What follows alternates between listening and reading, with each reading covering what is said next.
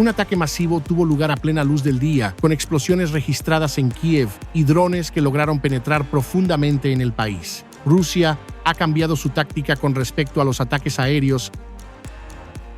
El Kremlin está en llamas. Moscú volvió a despertar cubierta de humo y la magnitud del incendio es impresionante. Berlín y Washington señalan públicamente la debilidad de Rusia. El costo de la guerra ha alcanzado proporciones inimaginables, con tecnología militar avanzada de los ocupantes totalmente destruida. El apetito del Kremlin sigue creciendo y los generales han convencido a Vladimir Putin de una victoria cercana. Los Estados Unidos de América anuncian el envío de tropas a Ucrania con la aprobación personal del jefe del Pentágono para este traslado de fuerzas. En este preciso momento, mientras se emite este video, la Federación Rusa sigue atacando el territorio de Ucrania. Las ofensivas ocurren en oleadas a lo largo del día y de manera masiva se reportan explosiones en Kiev, donde funcionan los sistemas de defensa antiaérea. No se trata de un ataque aislado, sino de la continuación de una gran serie de ofensivas que comenzó aún durante la madrugada. Drones entraron en grupos desde el norte, el sureste y el sur, y los sonidos de explosiones y de la operación de las defensas aéreas se escucharon no solo en Kiev, sino también en Smela, Jitomir y Homelnitsky. En los cielos de Ucrania se observaron más de 100 drones rusos, y la principal agencia de inteligencia del país advierte sobre un ataque prolongado. El asesor del ministro de Defensa destaca una nueva táctica rusa. Esta vez, los llamados Shaheds avanzan cerca de la frontera con Bielorrusia a una distancia de 5 a 10 kilómetros, prácticamente uno tras otro y en gran cantidad. El objetivo del adversario es sobrecargar las defensas ucranianas, permitiendo que la mayor cantidad de objetivos posible penetre profundamente en el país. Durante la noche, Rusia lanzó 139 drones de ataque contra Ucrania, 111 fueron derribados o neutralizados, pero se registraron impactos y caídas de drones en 13 localidades. La situación más grave ocurre en la región de Dnipropetrovsk, donde 8 personas murieron y 11 resultaron heridas. Yarkov, la región de Odessa y Poltava también sufrieron ataques. En la comunidad de Poltava, luego de un ataque a una subestación eléctrica, más de 7,000 personas se quedaron sin energía. Mientras tanto, Rusia vuelve a despertar envuelta en humo, ya que se registró un incendio en el Kremlin de Moscú. El incidente ocurrió en un complejo cultural y de entretenimiento situado en Ismailovo. Al principio, el fuego comenzó en el techo de uno de los edificios administrativos, pero la superficie afectada creció rápidamente, pasando de 200 a 1,000 metros cuadrados. Según informan medios locales, las llamas podrían haberse iniciado en una sala técnica de juegos de escape cercana a un conjunto de museos. La causa principal que se investiga es un cortocircuito y fallas en el cableado eléctrico. Sin embargo, este no es el único gran incendio. Los fuegos de gran magnitud continúan afectando al sector petrolero de la Federación Rusa y la infraestructura. Nuevos episodios surgen, esta vez en Bashkortostán, donde se reportó un incendio en la estación de bombeo de petróleo Nurlina, uno de los nodos principales de Transneft, ubicado en la intersección de los grandes oleoductos que conectan Siberia Occidental con las regiones centrales de Rusia y hasta la frontera con Ucrania, sumando más de 1,200 kilómetros de extensión. En la región no se emitió alerta aérea y las autoridades no realizaron declaraciones oficiales sobre el hecho. El Ministerio de Situaciones de Emergencia solo informó que equipos de bomberos fueron enviados al lugar. Por su parte, testigos publicaron videos en los que se observa una densa columna de humo sobre la instalación petrolera. Hasta el momento, no se dispone de información sobre víctimas ni sobre el alcance de los daños. Durante la noche, drones atacaron también la región de Krasnodar, donde, según reportes, las instalaciones petroleras cercanas al puerto pudieron haber sido alcanzadas por incendios. Estados Unidos de América está enviando tropas a Ucrania porque en Washington existe interés en entender cómo funcionan los drones en un combate real y no solo durante ejercicios militares. Según el jefe del Pentágono, los estadounidenses deben aprender todo lo posible de esta guerra e incorporar rápidamente estas lecciones en su propio ejército. Afirmó que personalmente autorizó el envío de personal adicional a Ucrania para estudiar sobre el terreno cómo utilizar drones tanto en ofensiva como en defensa, garantizando que se recojan en tiempo real todos los aprendizajes posibles de este conflicto, especialmente en lo que respecta a la protección y la ofensiva, en una época donde el dominio de los vehículos no tripulados es esencial. Los drones FPV ucranianos ya llegaron a la final del concurso estadounidense Drone Dominance y están a punto de recibir un contrato del Pentágono. Además, en una base militar clave de Estados Unidos de América, en Arabia Saudita, ya se desplegó el sistema ucraniano SkyMap para la defensa contra drones enemigos. Así, Ucrania se convierte en una escuela de guerra moderna para el ejército estadounidense.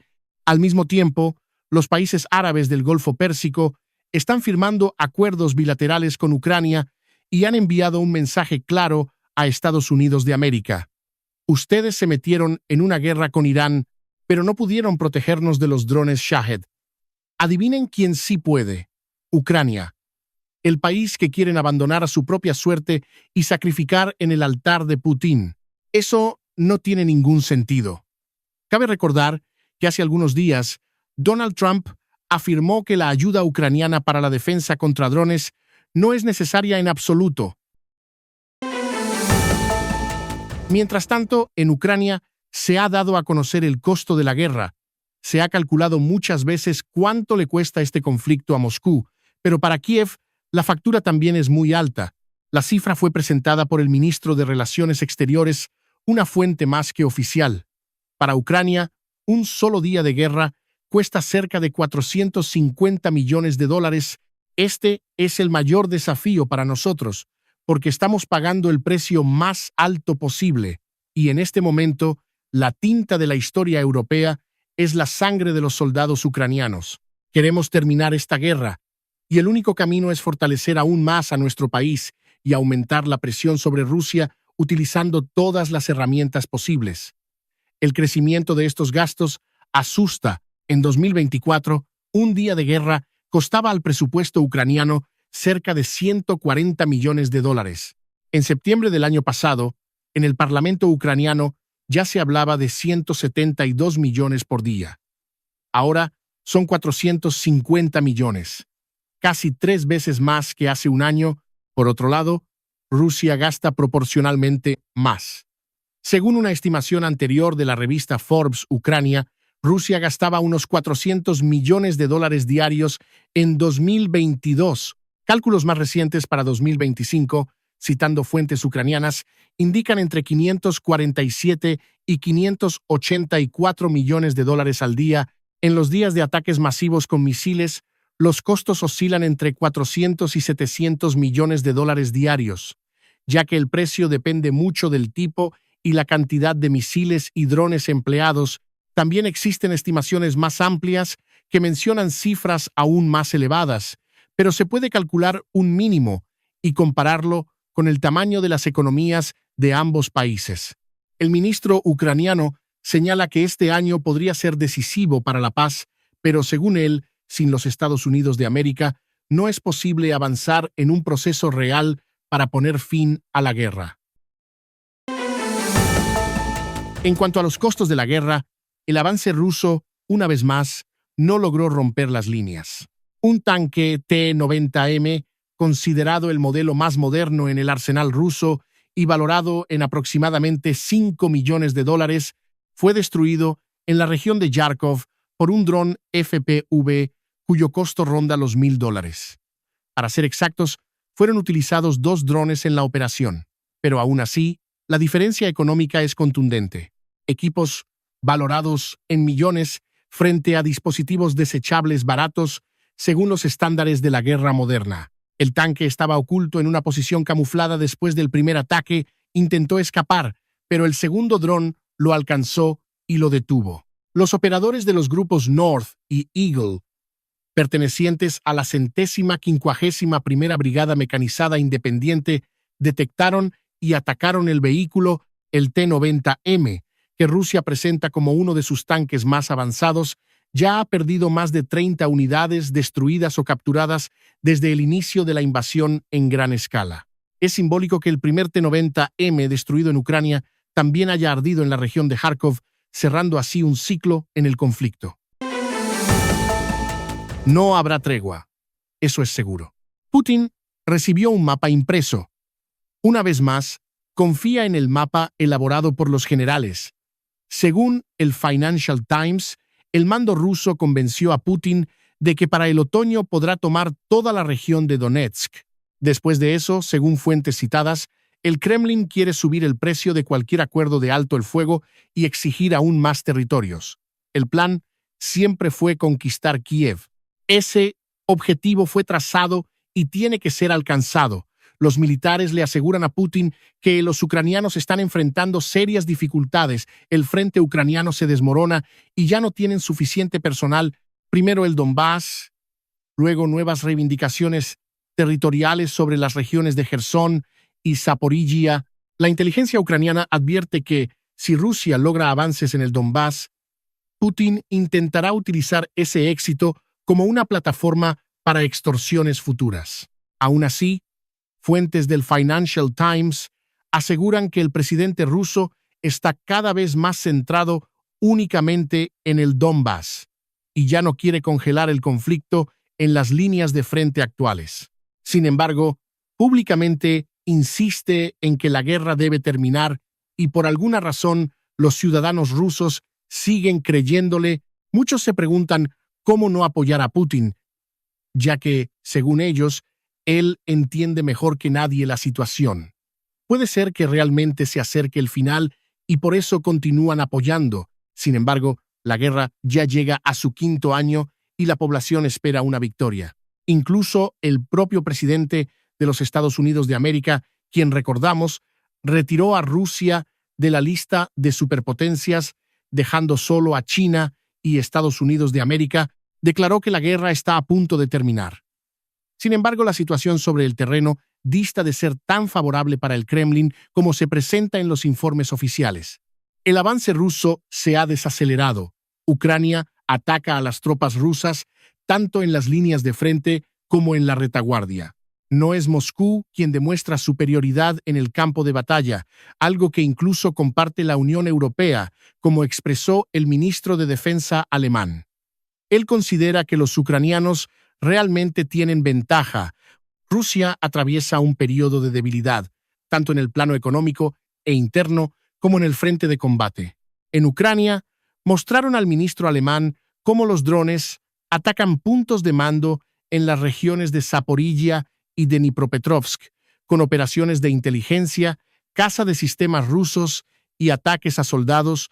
Todo esto ya no es teoría, sino la mecánica diaria de la guerra. El ministro alemán reconoció que Ucrania ha ampliado significativamente estas capacidades, especialmente en el último año, y ahora esta experiencia podría ser importante incluso para las Fuerzas Armadas alemanas. Otra demostración del supuesto carácter pacífico del régimen del Kremlin fue la exitosa prueba del llamado Sarmat, conocido también como Sarman. En el episodio anterior hablamos sobre la propia prueba, pero vale la pena destacar la reacción del presidente suplente de la Federación Rusa. Dijo: "Felicitamos a todos los amigos occidentales de Rusia por la exitosa prueba del sistema estratégico de misiles Sarmat. Ahora, todos estamos mucho más cerca". Medvedev volvió a sacar la retórica nuclear habitual del Kremlin, esta vez en el contexto de las amenazas previas de Donald Trump y los debates acerca de misiles de largo alcance. Moscú intenta de nuevo intimidar no solo a Ucrania, sino también a Occidente, no con argumentos, sino con su ya conocido repertorio de insinuaciones nucleares, misiles y defensa antimisiles. El mensaje es claro: no nos van a detener. Esto ya se ha convertido casi en un sello propio, que rara vez tiene consecuencias reales.